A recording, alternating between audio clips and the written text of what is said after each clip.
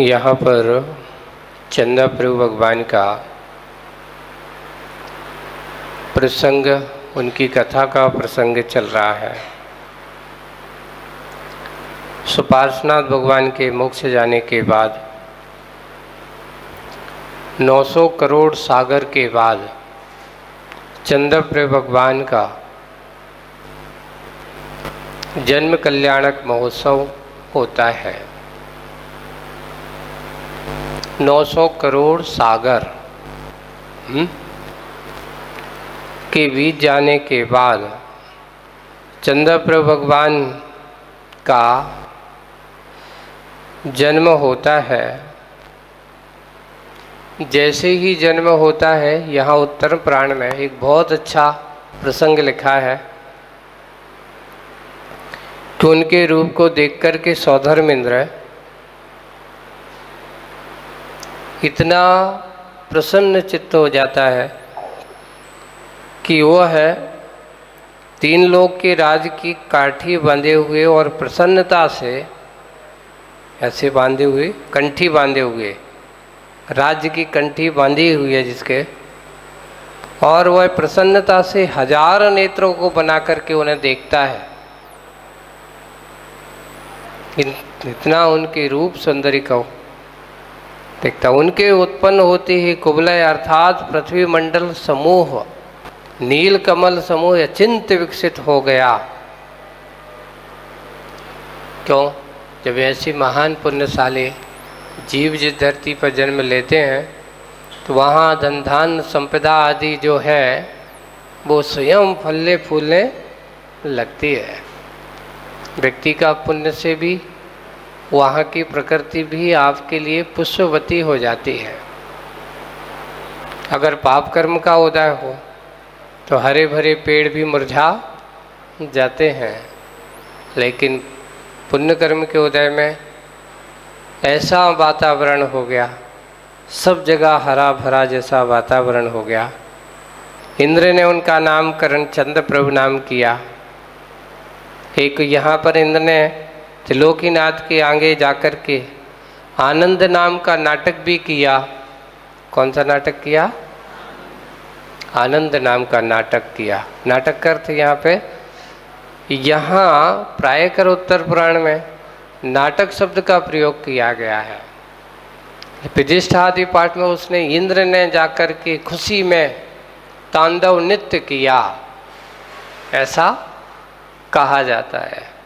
तो जो आनंददायक है ऐसे नाटक को तदनंतर उसने माता पिता को सौंपा और फिर एक बात बहुत अच्छी कहता है। किसको? कुबेर को, कि तुम भोगोपभोग की योग वस्तुओं के द्वारा भगवान की सेवा करो।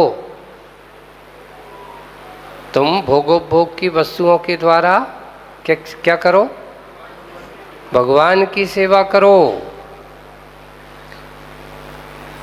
इस प्रकार कुबेर को संदेश देकर के इंद्र अपने स्थान पर चला जाता है।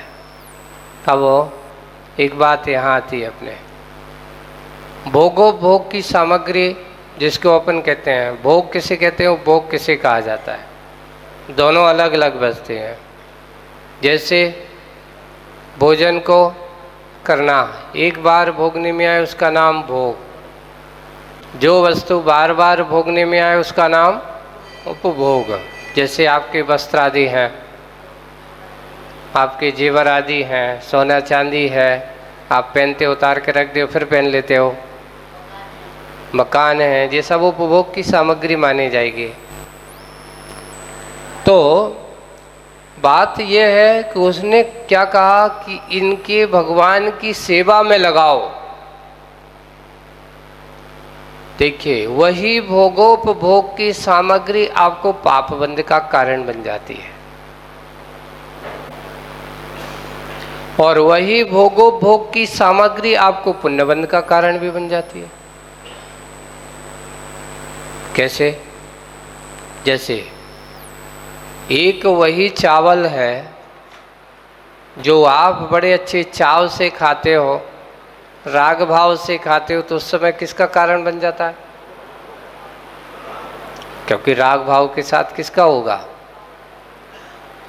और जब वही चावल अच्छे वितराग भाव के साथ लेकर के हाथ में मुट्ठी में लेकर के आप भगवान के चरणों में चढ़ाते हो,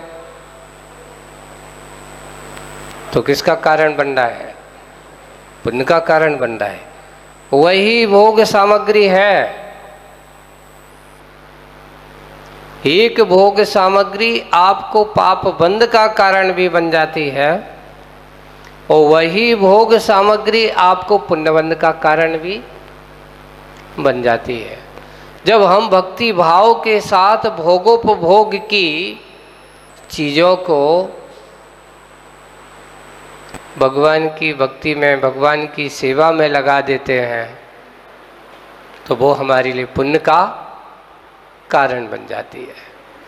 इसलिए कहा कि देखिए, अपने अंदर संसार की चीज़ें संसारी आत्माओं के साथ, संसारी आत्माओं के पास ये जो चीज़ें हैं, देख वही वस्त्र है जो आप रोज पहनते हो,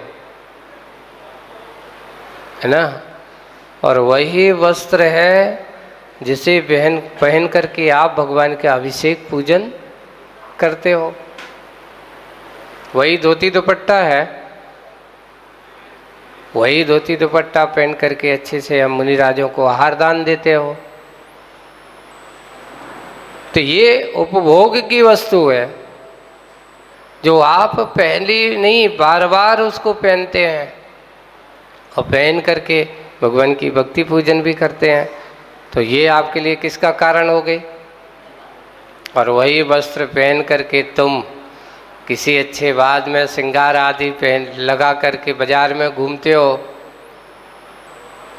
या दूसरे के कहीं महोत्सव आदि में, कार्यक्रम आदि, शादी विवाह में पहुंचते हो, तो उस समय वही वस्त्र तुम्हारे लिए किसका कारण हो गया? राग का कारण बन गया। ये बात है। उपभोग की वस्तुएं भी आपसे पुण्य और पाप का निमित्त बन जाती हैं। जैसे कि जिस समय तुम धोती दुपट्टा पहनते हो उस समय तुम्हारे भाव कैसे होते हैं? मान लो महिलाएं हैं, आपसे कहा गया कि ये साड़ी ही, ये ड्रेस ही तुम्हारी मंदिर की ड्रेस है। वैसे तुम लोगों को अपने घरों में एक निश्चित कर लेना चाहिए कि साल भर में तुम कितनी साड़ियाँ लेती हो। तो आप ये बताओ, अपनी साड़ियों में से ये निश्चित करके रखा कि ये मंदिर की साड़ी है हमारी? नहीं करके रखी अलमारी में? नहीं किया। क्यों? हमारे लिए मंदिर के वस्त्रों को अगर आप ऐसा विभाजित करके रखते कि नहीं, मैं ये 10 साड़ी सिर्फ मंदिर के लिए ही रखूँगी और किसी काम के लिए उपयोग नहीं करूँगी, तो आपके लिए उस साड़ी को जब तुम पहनोगे तो आपके भाव कभी जो होंगे, क्योंकि ये हमारे मंदिर की ड्रेस है। किसकी ड्रेस है?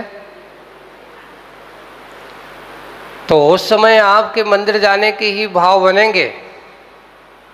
लेकिन हुआ ये कि जो हम हर घर गृहस्थी के काम में भी प्रयोग करते हैं वही पहन करके आ जाते हैं, तो उसमें तुम्हारी भावों की विशुद्धि नहीं बन पाती। इसलिए अच्छे 2-5 जोड़ी अच्छे हथकरघा के वस्त्र बुलवा लो। ये सिर्फ हमारे पूजन के और आहार दान के कार्य में उपयोग करूँगा। पर होता है हमारी साइकोलॉजी क्या बन जाती है? अरे महाराज जी, कौन करे इतना खर्च, कौन धोएगा? और दशा ये है कि अपने हाथ से कोई एक कपड़ा नहीं धोते होंगे, धोने वाले सब धोते हैं। लेकिन साइकोलॉजी हमारी क्या बनी हुई है? शुद्ध को विशुद्धि का कारण बनाया है। हमारी ड्रेस का बहुत बड़ा प्रभाव होता है पूजन पाठ आदि की क्रिया में। इसलिए कहा आहार दान पूजन आदि की क्रिया अच्छे शुद्ध वस्त्रों के साथ अगर अपन करते हैं, पवित्र वस्त्रों के साथ करते हैं, तो उससे और हमारी असंख्यात गुणी विशुद्धि का कारण बनता है। इसलिए श्रावक को अपने घर पर भगवान की पूजन आदि करने के वस्त्रों को भी एक अच्छे से सुयोजित ढंग से अगर है तो ये कलवारी का एक चैप्टर ऊपर है ना, एक खंड बड़े हैं ना जिसमें कपड़े लगे हैं, नहीं इसमें कोई हाथ नहीं लगाएगा। ये हमारे कौन से वस्त्र रखे हुए हैं? शुद्ध वस्त्र हैं, पूजन के वस्त्र हैं, आहार दान के वस्त्र हैं। इनसे हम किसी के राग रंग की क्रियाओं में उपयोग नहीं करेंगे, दैनिक क्रियाओं में उपयोग नहीं करेंगे। तो ये हमारा विवेक माना जाएगा और ऐसा हमें कर लेना चाहिए। महिलाओं को तो मैं विशेष रूप से उनको कहते हूँ कि एक काम करो कि तुम्हारे पास 50 साड़ी हैं तो 10 साड़ियाँ तुम पहले लाने के पहले ये किसके लिए रख दो? ये हमारी मंदिर की, पूजन की, आहार दान की ही साड़ी है। तो आपको कभी क्या नहीं होगा, एनी टाइम पर अगर कोई आ जाए, कभी ऐसी ज़रूरत पड़ जाए तो आपको कभी विकल्प नहीं होगा कि मेरे घर में शुद्धि का वस्त्र ही नहीं है। अगर हम बना के चलें तो। इसलिए श्रावकों को धोती दुपट्टा क्यों कहा? क्योंकि सांसारिक वस्त्र आदि जो हैं उनके पहनने के तरीके अलग हैं, उनके कपड़े अलग हैं, लेकिन धोती दुपट्टा पीला पूजन का है तो सफ़ेद आहार दान का है। आचार्य श्री कहते पहचान होना चाहिए। ये पूजन जिस समय उसको पता होना चाहिए कि ये पूजन करने जा रहा है तो ये पूजन करके आ रहा है।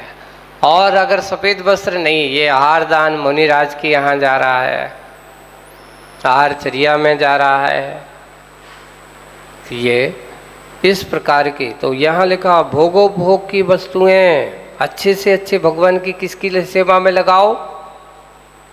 वही काजू किशमिश है, तुम जब खाते हो तो किसका बंद होता है? और वही काजू किशमिश जब भगवान के चरणों में चढ़ाते हो तो पुण्य का बंद होता है। वही नारियल है, जब तुम उसका सेवन करते हो तो उस समय आपके लिए इंद्रिय का पोषण, रसना इंद्रिय का पोषण का कारण बनता है। लेकिन जब वही नारियल को हम भगवान के चरणों में चढ़ाते हैं तो मोक्ष फल की कामना करते हैं कि ये मोक्ष फल प्राप्त है, वही नारियल मोक्ष फल का प्रतीक बन जाता है।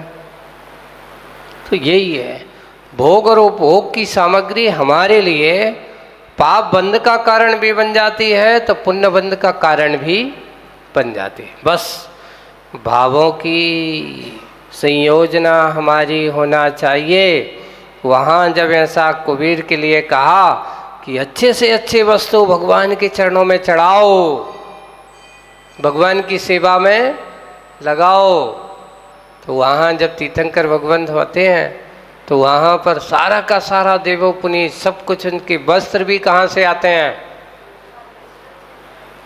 अब अपन सोचते महाराज माता पिता, उनकी माँ के मन में विचार आता होगा कि मेरा बेटा, माँ सोचो तो आपको चाहिए क्या है? नहीं मेरा बेटा ये पहने, ऐसा बिल्कुल हाजिर है, ये लीजिए। कहाँ से आएगा? आप ये मत सोचो कहाँ से आए, आप बात भर करो कि आज हमारे बेटे को ये पहनना है, वो पहनाया जाएगा। देवो पुनीत वस्त्र, सारी की सारी व्यवस्थाएं, पूरा का पूरा उनका जीवन इस प्रकार के महान अतिशय के उदाहरण करने वाले वे होते हैं। तो इस प्रकार चंदा प्रभु भगवान का जन्म हुआ और जन्म होकर के उनकी आयु कितनी थी? तो आयु के बाद 10 लाख पूर्व की आयु थी उनकी। चंदा प्रभु भगवान की आयु कितनी है? 10 लाख पूर्व की है। उनके शरीर की अवगाहना 150 धनुष, 150 धनुष कहो कि उनकी अवगाहना है। ऐसी अवगाहना वाले ऊंचा शरीर है द्वितीया के चंद्रमा की तरह जिनका बढ़ता हुआ वैभव, उनके शरीर, उनकी कांति, ऐसी उनकी कांति, उनकी कीर्ति, उनके गुण दिनों दिन बढ़ते चले जा रहे हैं और बढ़ते हुए सुंदर सुंदर उनका वैभव फैलता जा रहा है। और ऐसे ही उनके लिए इस प्रकार की अवस्था योग भोली भाली शुद्ध चेष्टाएं बाल्यकाल बिता करके सुखपूर्वक मनुष्यों के द्वारा चाहने हुए कुमार अवस्था उनकी, तो ऐसे कुमार अवस्था को चित्रण करते हुए पूरा का पूरा कुमार काल उनका जो है 2,50,000 पूर्व तक व्यतीत हुआ। कुमार काल कितना है? 2,50,000 काल तक कुमार काल व्यतीत हुआ और उसके बाद उन्हें राज्य का अभिषेक किया, राजा बनाया गया, उनको राज्य सौंपा गया। उनके पिता श्री महासेन ने राजपाट छोड़ छाड़ करके वैराग्य भाव को प्राप्त हुए और चंद्रप्रभ कुमार के लिए राजा बना करके अब आप इसका रक्षण करें, अब मैं इससे निर्वृत्ति को प्राप्त होता हूँ। करते करते पूरा 6,50,000 पूर्व तक उन्होंने राज्य किया। 6,50,000 पूर्व तक उन्होंने राज्य का समय व्यतीत किया और ऐसे ही व्यतीत करते करते वैराग्य का कारण देखिए। उत्तर पुराण और त्रिलोकपन्नति में दोनों में अंतर बताया, लेकिन उत्तर पुराण कह रहे हैं कि एक दिन प्रतिदिन की भांति आज वो अपने मुख को दर्पण में देख रहे हैं। प्रतिदिन की भांति आज भी दर्पण देख रहे हैं, आप भी रोज दर्पण देखते हो। तो उन्होंने आभूषण धारण करने के घर में दर्पण में अपना मुख कमल देखा और देख करके उनके मन में ऐसा विचार हुआ कि आज कुछ चेहरा कुछ खिला खिला सा नहीं है, इस चेहरे पर कुछ परिवर्तन है।